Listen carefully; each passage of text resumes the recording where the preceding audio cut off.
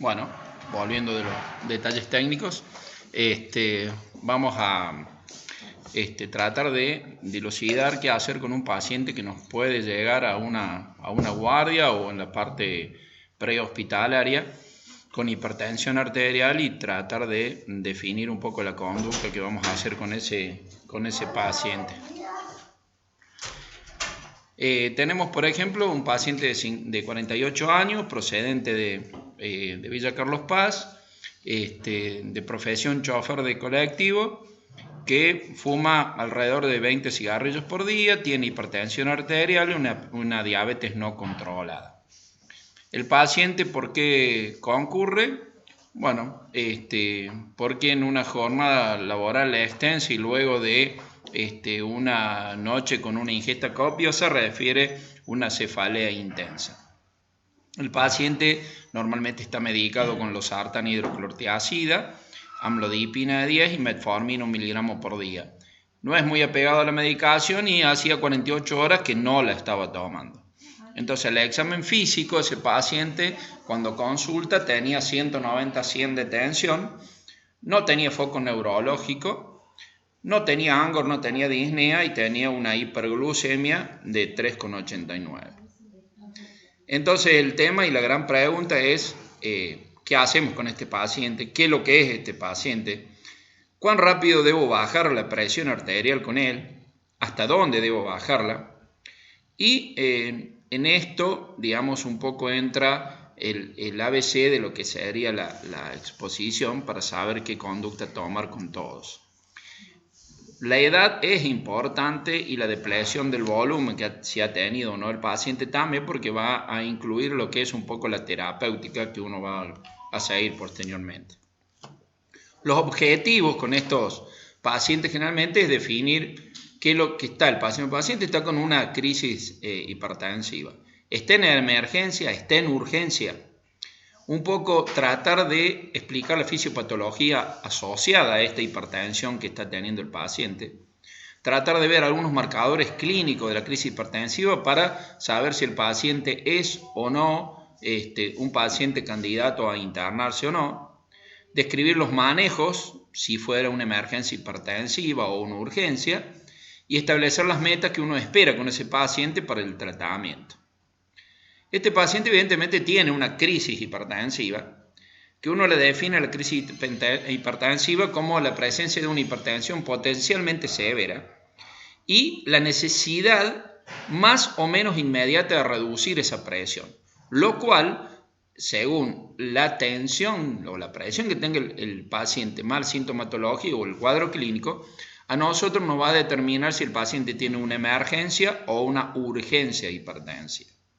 Normalmente uno, según los conceptos que existen del séptimo reporte de cómo definir los estados de hipertensión arterial, el cuadro de prehipertensión es cuando uno tiene una tensión arterial que no supera los 139 de sistólica o los 89 de diastólica. La hipertensión grado 1 cuando no supera los 159 de sistólica o 99 de diastólica, y la 2 es cuando ya supera los 160 la sistólica o los 100 la diastólica. Y cuando ya estamos con un paciente que está superando los 120 de diastólica, entonces estamos ante la presencia de un paciente con una crisis hipertensiva que tenemos que definir si es una emergencia o una urgencia. ¿Cuál es la diferencia? Digamos, la emergencia hipertensiva es la hipertensión que se asocia con un deterioro de los órganos, de los distintos, digamos, sistemas del organismo, entre ellos el neurológico, el renal o el cardiovascular. Cuando uno define una emergencia hipertensiva es porque el paciente, aparte de tener una cifra tensional determinada, está comprometido a algunos de estos órganos con alguna patología asociada a esto. Esto obviamente debe ser reducido a lo antes posible, no en forma intensa, ¿no es cierto? Pero hay que empezar a bajar la presión lo antes posible y tratar de minimizar las lesiones, y el paciente debe estar en una sala de cuidados intensivos. La urgencia hipertensiva es una hipertensión severa con cifras tensionales altas, pero que no evidencian daño orgánico, y esa es la gran diferencia. Y eso es lo que nosotros tenemos que definir, por ejemplo, en este paciente que nos vino a la guardia, que si bien está con 190-100, si bien tiene ahí una cefalea que vamos a determinar eso, la cefalea aparece en muchas circunstancias y no es la causal de la presión alta, y eso es lo que va definiendo, digamos, es si el paciente tiene o no tiene daño orgánico. Si no lo tiene, es una urgencia hipertensiva. Entonces la reducción puede llevarse a cabo en el lapso por lo menos de 24 o 48 horas con un comienzo de tratamiento o una mejoría del tratamiento, digamos, si el paciente ya venía tomando algo. Y hay una tercera clasificación que se llama hipertensión acelerada, que es una urgencia hipertensiva que cuando uno le hace un fondo de ojo, en el fondo de ojo del paciente tiene hemorragias y exudados, pero no tiene edema de papila, lo cual la diferencia de la emergencia hipertensiva con daño del sistema neurológico. Entonces, tenemos un paciente con presión sistólico-diastólica aumentada y si tiene o no tiene síntomas de lesión aguda de órgano. Entonces, si están ausentes, tenemos una urgencia hipertensiva. Si tiene una urgencia hipertensiva, lo que hay que hacer es un manejo ambulatorio, tratamiento por vía oral y descenso progresivo de la presión arterial. No necesitamos ponernos nerviosos e intentar bajar la presión arterial, digamos, rápidamente en ese momento si el paciente no tiene síntomas de lesión aguda de órgano diana. En la emergencia hipertensiva sí tenemos manifestación, entonces lo que hay que hacer es un ingreso hospitalario, tratamiento por vía endovenosa de medicación, descenso de la presión a la brevedad, no a la normalidad, pero sí descenso de la presión y por supuesto monitorización de todo lo que incluye la administración de droga y cómo progresan o mejoran los síntomas que el paciente presenta.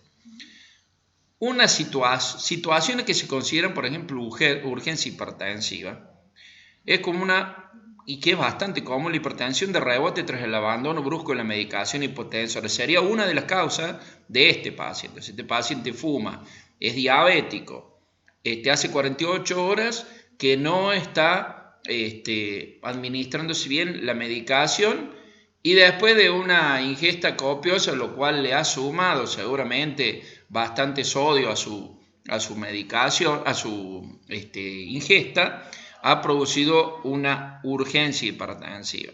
Entonces, esta es la causa, diría yo, más común, que también tiene que ver con un error médico, porque nosotros generalmente solemos decirle, o sea, no nosotros, pero en general muchos médicos suelen decir, si le duele la cabeza, tome la pastillita de la tarde, si no, no la tome. Eso no existe. Cuando un paciente empieza con un tratamiento, lo tiene que seguir en forma permanente. No tiene que tomar la pastillita si le duele la cabeza o si le parece al paciente que está con presión alta o no está con presión alta, ¿sí? Entonces, este abandono de la medicación es una de las causas principales.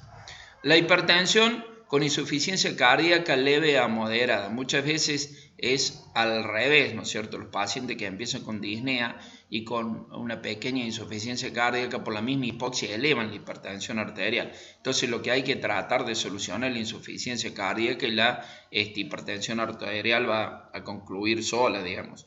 La preeclampsia, ¿no es cierto? Y la presión arterial diastólica de 120 asintomática o con síntomas inespecíficos. Por ejemplo, este paciente que tiene cefalea, ¿sí? La fisiopatología de la crisis hipertensiva está relacionada, ¿no es cierto?, a la urgencia y la emergencia. Tiene dos mecanismos importantes. Uno es la regulación miogénica y otro la regulación metabólica. Normalmente cuando hay un aumento de la presión adentro de la pared arterial, esto produce cambios metabólicos donde permite la entrada rápida de calcio a la célula muscular. Eso aumenta el calcio intracelular, activa la proteína C y la fosfolina y promueve la liberación de ácido araquidónico, que el ácido araquidónico es un mediador por el cual normalmente se pueden empezar a estimular la formación, por ejemplo, de prostaglandinas, que son vasodilatadores. Esta regulación miogénica es la respuesta inicial que uno tiene ante la presión arterial y es como una defensa para que al aumentar la presión no se produzca esta isquemia en la zona, y esta liberación de ácido araquidónico produce la formación de sustancias que en realidad van a regular momentáneamente el flujo sanguíneo en los sectores. Pero cuando esta injuria se produce en forma permanente, hay el ácido araquidónico convertido por el citocromo P450 se transforma en un metabolito vasoconstrictor que es el ácido 20-ET, HETE, ¿sí? Y ese es un potente vasoconstrictor que es el que también empieza a perpetuar un poco la hipertensión arterial. Esa formación del ET, del 20-ET, está regulada o controlada por la liberación de óxido nítrico, que es la regulación metabólica. Entonces, este juego entre formación de sustancias que primero tienden a la vasodilatación, pero generando, digamos, después vasoconstricción por la persistencia de la injuria, hace que estas sustancias tengan que ser bloqueadas por otras, que también es la de la regulación metabólica. ¿Y qué pasa con la regulación metabólica? Ante la misma circunstancia, la regulación metabólica produce liberación de sustancias vasodilatadoras en el lugar. Prostaglandinas, algunas estimuladas por la producción, ¿no es cierto?, del ácido araquidónico, el factor hiperpolarizante del endotelio, la adenosina, la prostaciclina y el óxido nítrico. Que el óxido nítrico es fundamental en esta situación, o sea, para la regulación de estos sistemas, porque habíamos mencionado anteriormente, es un poco la regulación del 20-ET. Entonces, cuando cae la producción de óxido nítrico, se produce mayor producción de la otra sustancia, entra la vasoconstricción y la persistencia permanente de la hipertensión arterial. Este juego, digamos, es lo que se altera para, digamos, que después la hipertensión sea, digamos, persistente, ¿sí? El tema es que el óxido nítrico, cuando hay formación, digamos, de disminución del óxido nítrico, no contrarresta el 20-ET. Y el 20-ET, por ejemplo, está también estimulado, y es uno de los que lo estimula la transformación del ácido araquidónico. Él está estimulado por la angiotensina 2, está estimulado por la adrenalina. Entonces, cuanto más angiotensina 2 circulante, todo el sistema renina, angiotensina, aldosterona, que es básico en el tema de la persistencia de la hipertensión arterial. Cuando estos sistemas predominan, se produce disminución del óxido nítrico y aumento del 20-ET. Entonces empieza toda la cascada con la persistencia de la hipertensión arterial. En la presión arterial hay dos cosas importantes. Una es el gasto cardíaco y otra la resistencia vascular periférica.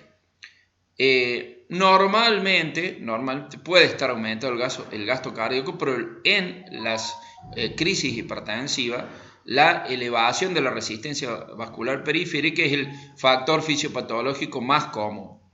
Y esto se debe un poco a lo que decíamos recién, un aumento de las catecolaminas circulantes, aumento de la actividad alfa-adrenérgica y la activación del sistema renina-angiotensina, aldosterona, que con la estimulación de la angiotensina 2 es la que promueve lo que habíamos dicho, la transformación del ácido araquidónico y la persistencia, digamos, por disminución del óxido nítrico.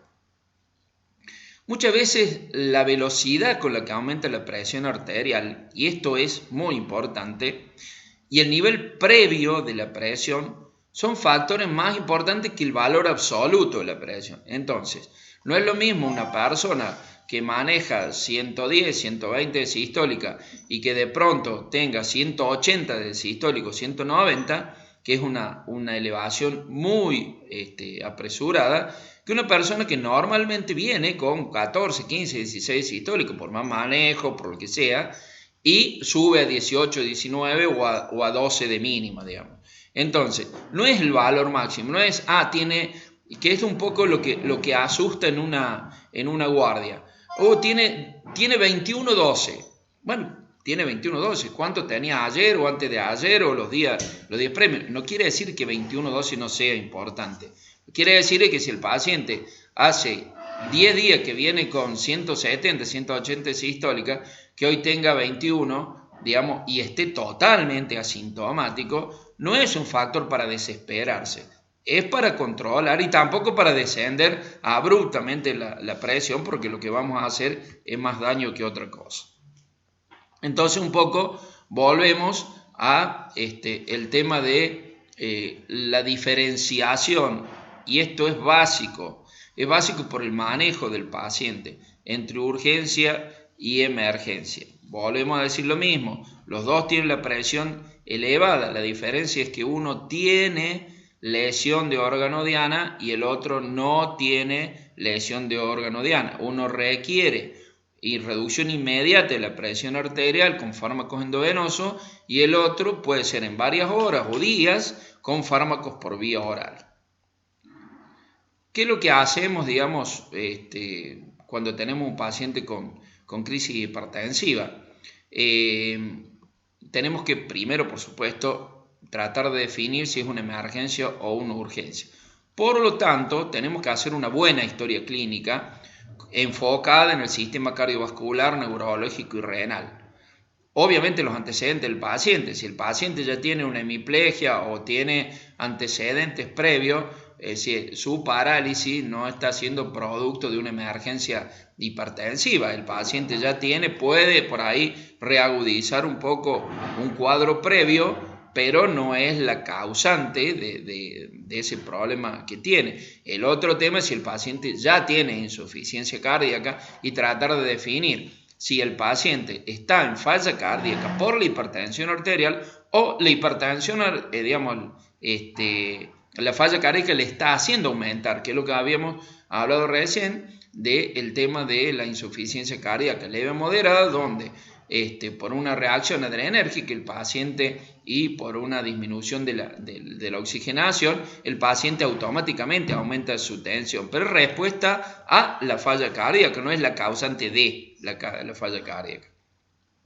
Un examen físico completo y mínimo un seguimiento, ¿no es cierto?, con laboratorio, una radiografía de tórax, un electrocardiograma. La anamnesis siempre, digamos que resulte posible, obviamente, porque si un paciente viene con una emergencia hipertensiva con daño neurológico, puede estar con sopor, con compromiso neurológico, es muy difícil evaluar directamente al paciente, salvo los datos que puedan aportar sus familiares. Pero los antecedentes relacionados con su hipertensión, si es un hipertenso nuevo, si se conocía, si es una persona que sabía que tenía hipertensión arterial, lo común es que la gente dice, yo nunca tuve tensión alta, y usted se la toma, no, entonces es muy difícil saber si tiene o no tiene, porque volvemos a lo mismo, no, es que a mí nunca me duele la cabeza, yo no siento nada, no son síntomas de indiquen si el paciente ha tenido o no ha tenido hipertensión previa. Si está tomando fármacos, si cumple con el tratamiento, que es un poco lo que hablábamos recién, el tema del abandono de la medicación es una de las causas principales, o el tomarlo como quiera, o mal indicado por el profesional. Si tiene o no tiene episodios previos de emergencia hipertensiva, si de alguna de esas ha tenido complicaciones, por ejemplo, ya una falla renal, que no sea lo que está pasando en este momento, no que el paciente esté teniendo una falla renal por la hipertensión, ya la tenía, ¿sí? Sí, otra cosa y muy común en la fecha es el tema del uso de drogas ilícitas, ¿sí? Todo lo que sea cocaína, éxtasis, bueno, etcétera. Eso también, las crisis hipertensivas por el uso de drogas ilícitas es algo totalmente común y que vamos a ver mucho en las guardias. Entonces, no es, digamos, no es que el paciente sea hipertenso, lo que le está produciendo la hipertensión es el consumo de drogas ilícitas. O que puede, por supuesto, desencadenar una emergencia hipertensiva, seguro. El caso más conocido de todo esto de Maradona. Maradona tuvo, cuando estaba en Uruguay, el infarto que tuvo fue producto de un consumo excesivo de drogas ilícitas que le produjo un infarto agudo de miocardio. Bueno, eso es una emergencia hipertensiva súper clara por consumo de drogas ilícitas. Antecedentes, si el paciente tiene antecedentes de embolias previas, porque vamos a ver que las isquemias cerebrales suelen producir hipertensiones secundarias y no son la causal, la hipertensión, sino la consecuencia de, y bueno, también si hay síndromes de abstinencia. El examen físico es fundamental. Volvemos a lo mismo. Una de las cosas que nos va a definir es el tema de si el paciente tiene manifestaciones cardiovasculares, neurológicas o renales como liguria o anuria. Entonces en esto es fundamental. Lo neurológico, el nivel de conciencia, si hay déficit motores o no, si hay síndromes meningios, porque muchas veces uno puede tener alteración de la conciencia, pero tiene rigidez de núcleo, y lo que está teniendo el paciente es una meningitis y su hipertensión es secundaria al proceso que está llevando. Entonces es fundamental tratar de definir esas cuestiones.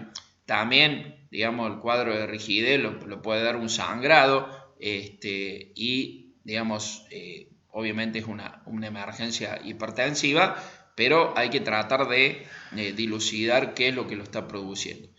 Y el examen cardiovascular, si el paciente está taquicárdico, si tiene presencia de R3, si tiene soplo de insuficiencia aórtica, es fundamental tratar de definir eso, si tiene asimetría de los pulsos. ¿Por qué? Porque una de las complicaciones de la emergencia hipertensiva es la disección de la aorta. Si el paciente tiene edema de miembros inferiores o no, porque esto está hablando de que el paciente, si ya tiene edema en miembros inferiores, puede tener una cardiopatía previa. Entonces, una descompensación de su insuficiencia cardíaca puede estar haciendo que empiece a levantar su presión arterial.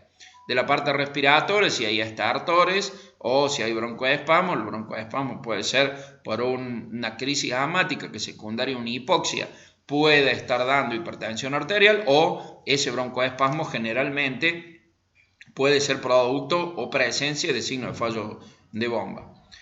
También en la parte abdominal, la presencia o no de soplos. En la parte abdominal, si tenemos una aorta palpable, si la aorta sopla o no.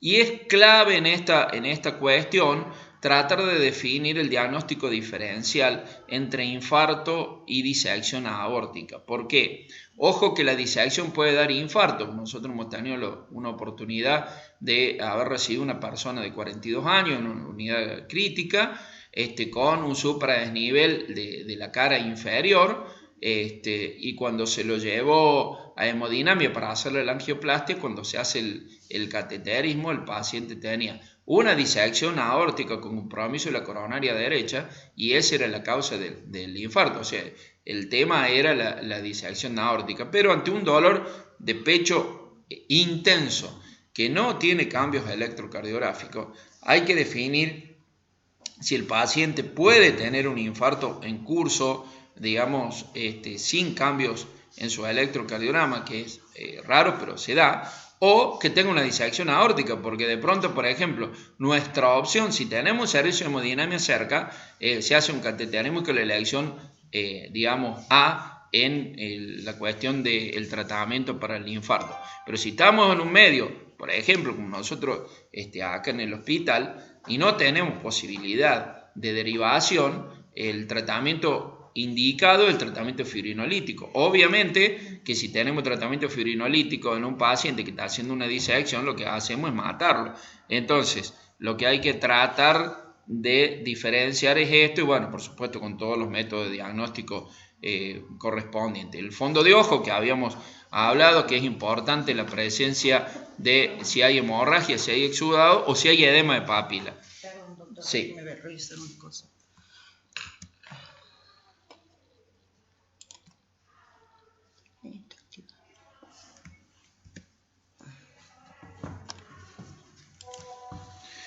El tema de si hay exudados o si hay edema de papila, porque hablábamos un poco de lo que es la emergencia hipertensiva y de lo que es la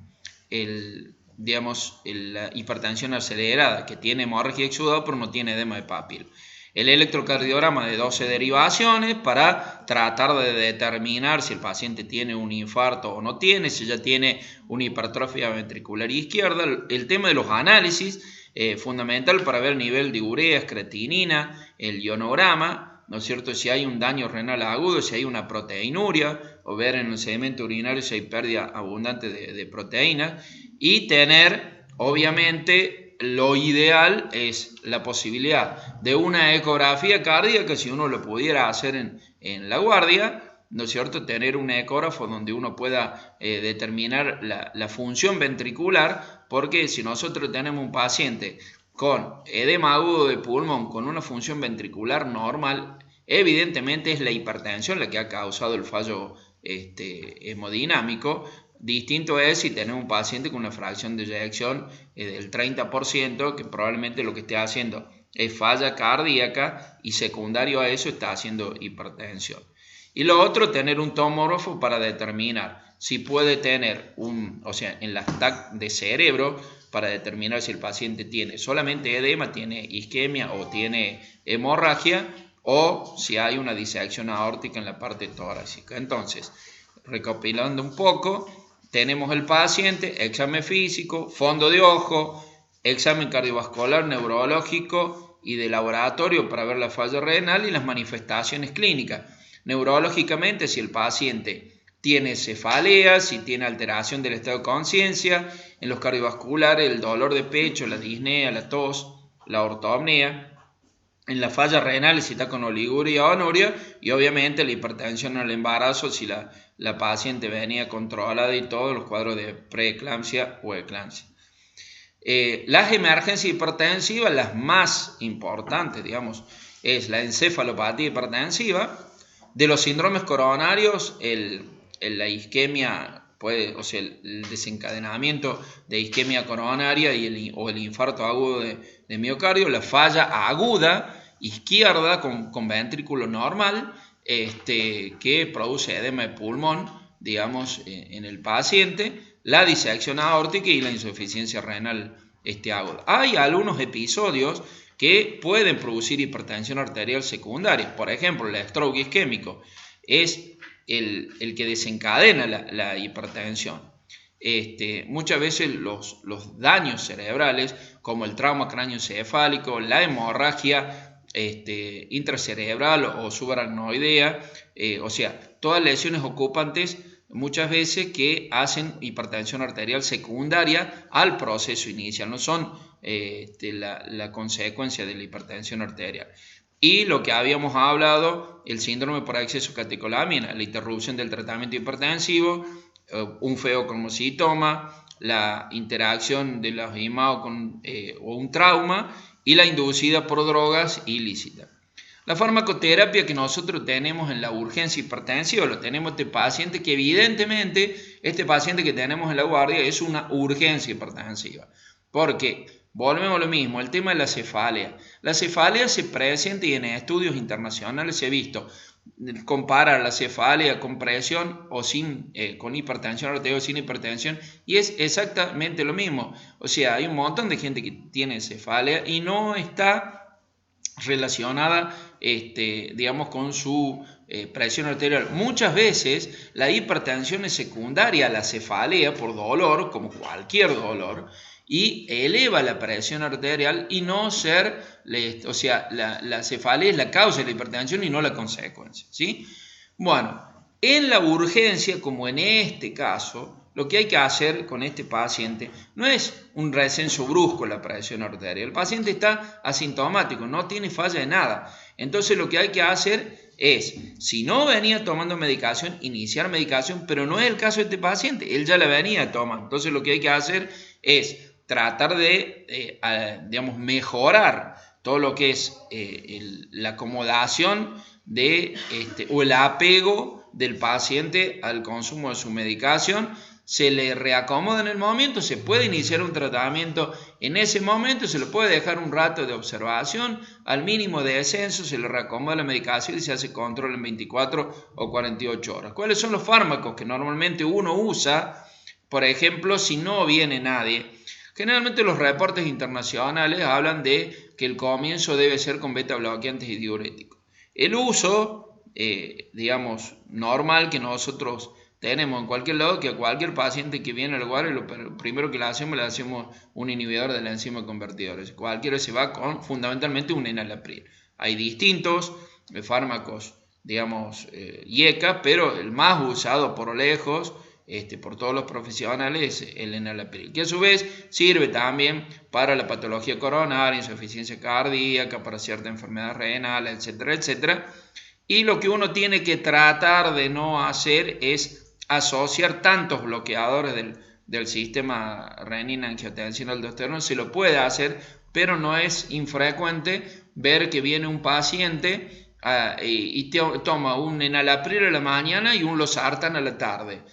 O sea, si le vamos a dar otra droga, cambiemos, le damos un bloqueante calcio, le damos un beta bloqueante, etcétera, etcétera, pero darle un pril y después un sartán es medio como que no tiene mucho sentido.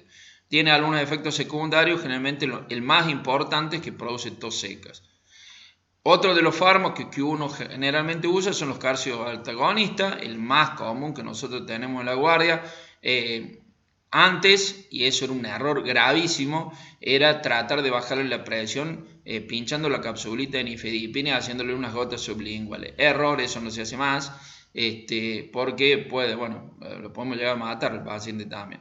Entonces sí se puede dar nifedipina vía oral, ¿sí? Cápsula, o se puede compensar con lo más usado, lo más común que tenemos, el amlodipina. Otro de los fármacos que se usa en la urgencia son los beta bloqueantes puros, como el atenolol, que lo bueno que tiene es que si el paciente viene con una descarga adrenérgica importante por estrés y ha hecho una urgencia hipertensiva, el atenolol a los 30 minutos tiene efecto si no tiene ninguna contraindicación, por ejemplo, falla cardíaca importante previa, ni insuficiencia cardíaca en curso en ese momento, o que sea un asmático severo. El atenolol es una droga muy noble que se puede utilizar en la guardia, a los 30 minutos comienza a actuar y se puede bajar la tensión arterial con esto. Los diuréticos es una forma de tratamiento, digamos, la furo, por ejemplo, en guardia, es una de las cosas que uno suele usar, pero hay que tener mucho ojo con esto, con los pacientes con depresión del volumen. Y otro de los medicamentos que se suele usar es el labetalol como ejemplo, pero se puede usar muy parecido a esto, el nebivolol o el bisoprolol o el carvedilol, que son de los nuevos beta bloqueantes, digamos, que tienen efecto alfa y beta y que ayudan un poco con vasodilatación también a controlar la tensión arterial.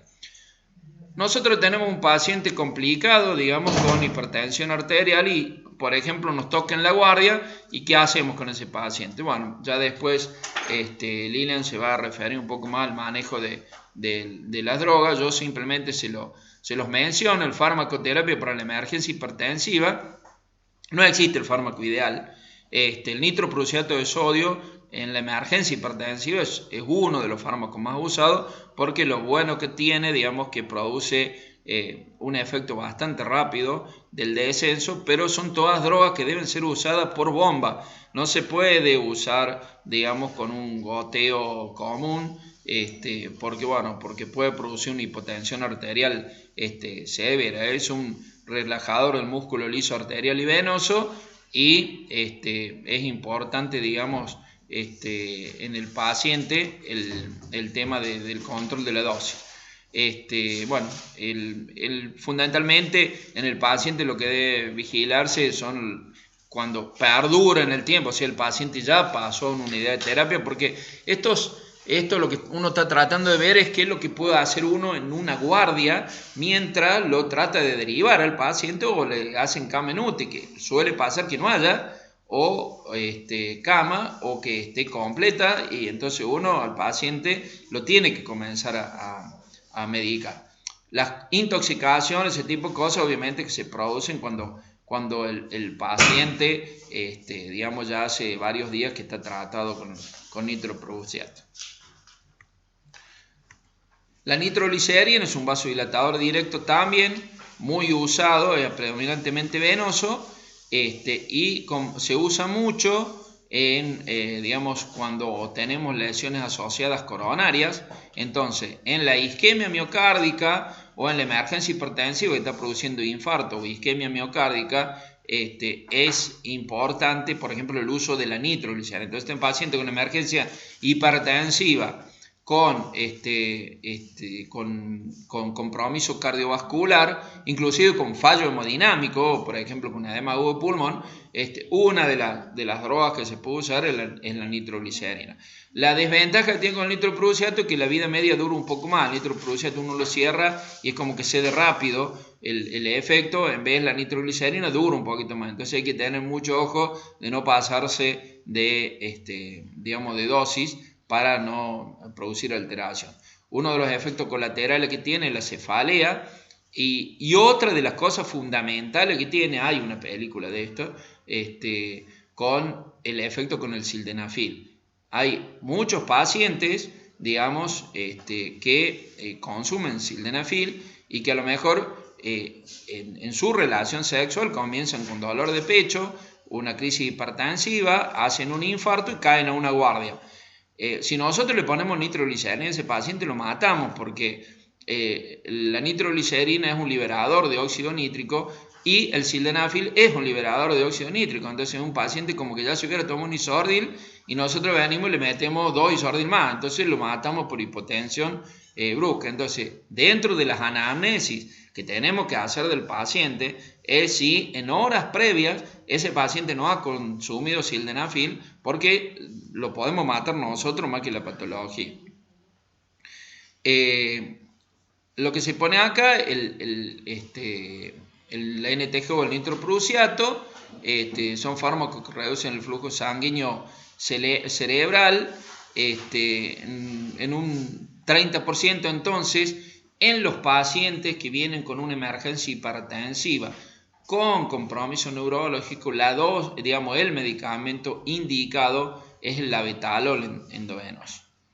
Para tratar de definir un poco en los pacientes cómo viene su escala neurológica, cuánto de presión del sensorio tenemos, si el paciente está lúcido, no está en respirador, digamos, la escala de Glasgow es la que nos sirve para determinar esas circunstancias. Un poco para ir cerrando con todo esto, el manejo de la hipertensión arterial en el medio prehospitalario, nos toca, ya sea que lo vimos este paciente que estaba acá porque vino al consultorio o porque nos llamó a la guardia y tenía una presión arterial de más de 180 y más de 110 la sistólica. Volvemos a lo mismo, le hacemos un screening y vemos el paciente por una análisis, examen físico, si tenemos obviamente un electro para hacer en ese momento, y lo determinamos. ¿Qué tiene el paciente? ¿Una urgencia o una emergencia hipertensiva? ¿Tiene una emergencia hipertensiva? ¿Cuál es la causa? ¿Una emergencia clínica asociada con hipertensión arterial, una ACV, una falla cardíaca, o una emergencia hipertensiva pura por causante de síntomas por el producto de la hipertensión arterial? Bueno, lo llevamos a un centro, cualquiera sea la causa, obvio, lo llevamos a un centro de alta complejidad para internarlo, ponerle una vía endovenosa y comenzar el tratamiento. Si el paciente tiene una hipertensión severa de riesgo indeterminado, lo podemos trasladar, por ejemplo, para un diagnóstico y tratamiento en la guardia. Si es una hipertensión severa aislada, la podemos tratar en la casa o en el consultorio. No hay que colmar las guardias de los hospitales, menos en estas circunstancias, o de las clínicas, porque un paciente tiene lo que llamamos en criollo un pico hipertensivo, ¿sí? O sea, eso se puede tratar en la parte domiciliaria.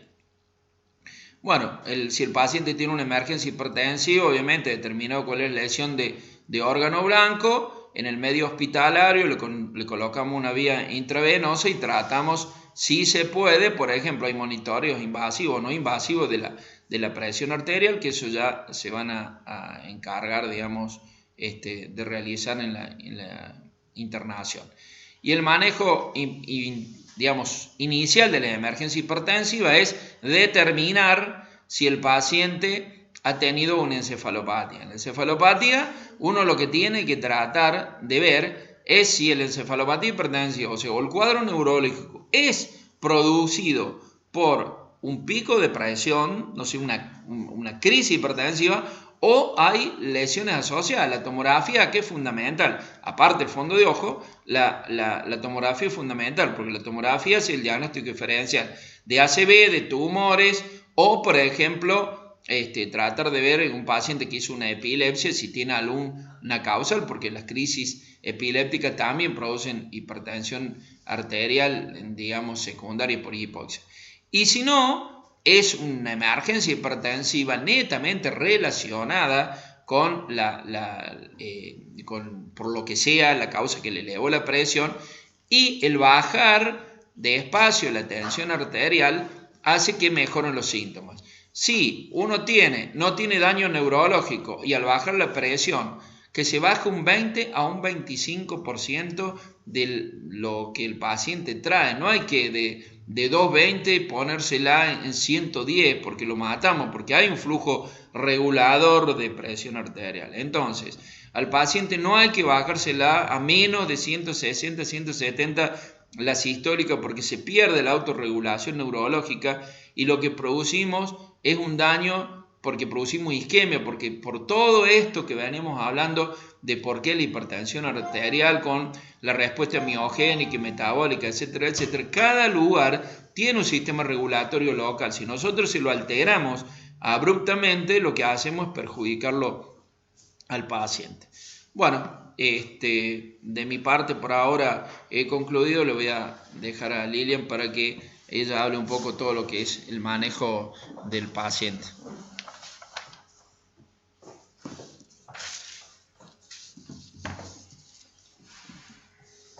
Hola, buenos días. Bueno, soy enfermera de la terapia. Vamos a seguir con los procesos de enfermería, la medición correcta de la presión arterial, el paciente en posición sentada con apoyo dorsal, con el brazo colocado a nivel del corazón, realizar la medición luego de un periodo de 3 a 5 minutos de reposo. No conversar con el paciente o sus familiares antes de las mediciones ni durante. Medir la presión arterial en ambos brazos con el manguito. El ancho del manguito debe ser el 40% del largo del brazo y el largo del manguito debe cubrir el 80% de la circunferencia del brazo. Registrar la de mayor valor. En caso de pacientes obesos y no disponer con el manguito adecuado, se recomienda medir sobre la arteria radial. Realizar un mínimo de 3 mediciones con intervalos no menores a 1 minuto entre cada una. La deflación lenta de 2 milímetros de mercurio por segundo. Cuando se realiza el registro, debe tomarse en cuenta los signos y síntomas, como taquicardia o bradicardia, cefalea, rigidez de nuca, palidez cutánea, diaforesis, inflamación del cuello, vértigo, convulsiones, confusión, irritabilidad, somnolencia, náuseas, vómitos, alteraciones visuales, edema papilar y exudados, oliguria, poliuria y hematuria, por cuanto su persistencia puede ser causa de la elevación de la presión arterial. La evaluación del paciente comienza con la corroboración de los valores de la presión arterial en ambos brazos utilizando el manguito apropiado. El tratamiento va dirigido a reducir la presión arterial y mantener una adecuada perfusión orgánica y evitar complicaciones. Entonces, como dijimos, la velocidad con la que aumenta la presión arterial y el nivel previo de presión arterial son factores más importantes que el valor absoluto de la presión arterial. Bueno, colocar al paciente en posición semi-Fowler, cómodo y en reposo absoluto, monitorización permanente de la frecuencia cardíaca, tensión arterial y la saturación de oxígeno, el registro de las constantes vitales, avisar signos y síntomas alarmantes, disponer de una vía venosa periférica permeable de grueso calibre o de una vía endovenosa central para la administración de tratamiento farmacológico, antihipertensivos, diuréticos, alfa y beta bloqueantes como la betalol, sedantes, antieméticos, reliberantes, por si tuviera náuseas, vómitos. Se le realizarán diferentes pruebas diagnósticas, como dijo el doctor, la analítica de sangre, analítica de orina, el sedimento de orina, proteinura de 24 horas. Electrocardiograma de 12 derivaciones y una radiografía de tórax. Valorar la función neurológica, aquí utilizaremos la escala de Glasgow. Preparar al paciente para el traslado a otros servicios para realización de TAC, resonancia o quirófano. Avisar de posibles complicaciones hemodinámicas, arritmias, hipotensión, hipertensión severa, dolor torácico, hemorragias. Valorar el patrón respiratorio, administrar oxígeno suplementario. Si existe desaturación, vigilar la vía aérea que permanezca permeable. Vigilar si aparece taquipnea, epistaxis y avisar. Vigilar la función renal, se colocará sonda vesical y se vigilarán los signos de oliguria, poluria y hematuria. Realizar un balance hídrico, anotando todas las entradas de medicación y de vía oral, lo que entre por vía endovenosa y las salidas de diuresis, diaforesis y los débitos de las sondas nasogástricas. Administrar el tratamiento médico pautado. Identificar los signos y síntomas de intoxicación por fármaco, como produce nitroprusiato de sodio por la liberación de cianuro, y si el paciente toma dieta oral, se proporcionará una baja en sodio y libre de grasas y colesterol. Se permitirá la visita de familiares y se le ofrecerá la información necesaria. Bueno, en una urgencia hipertensiva, el tratamiento puede ser con fármacos orales más una observación por 24 a 48 horas. Se utilizarán los bloqueadores beta-adrenérgicos como el bisoprolol o atenolol, entre otros, diuréticos de asa como la furosemida y las tiazidas como la hidroclorotiazida. Inhibidores de la enzima convertidora de angiotensina como el enalapril, bloqueadores de los canales de calcio como la amlodipina, diltiazem, nifedipina. Bueno, nifedipina ya no se está utilizando. La meta es disminuir una PAM, que es la presión arterial media, un 25% o reducir la diastólica de 100 a 110. La fórmula para sacar la PAM, que es la presión arterial media, es la presión sistólica más presión diastólica por 2 dividido 3. Y ahí nos va a dar la PAM, que los valores normales de la PAM son entre 70 y 105. El descenso gradual es en 24 a 48 horas.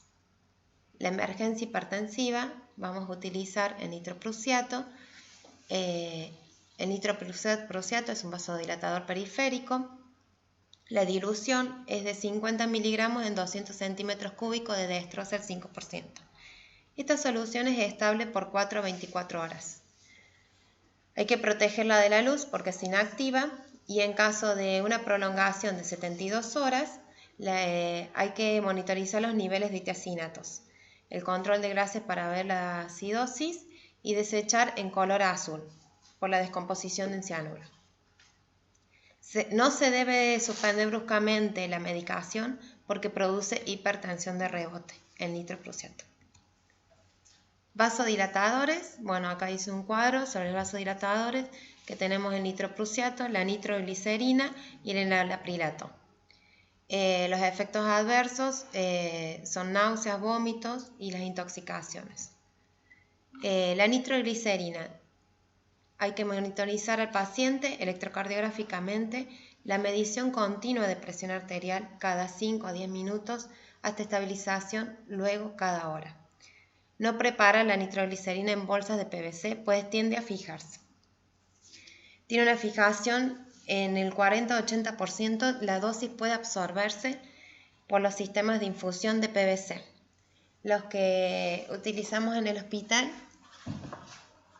son estos de polietileno y la estabilidad en el medio ambiente es de 48 horas de la nitroglicerina.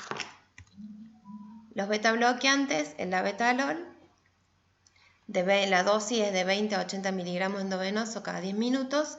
También se puede utilizar en urgencia hipertensiva vía oral por vía sublingual en tabletas de 0,4 miligramos cada 5 minutos, máximo 3 comprimidos.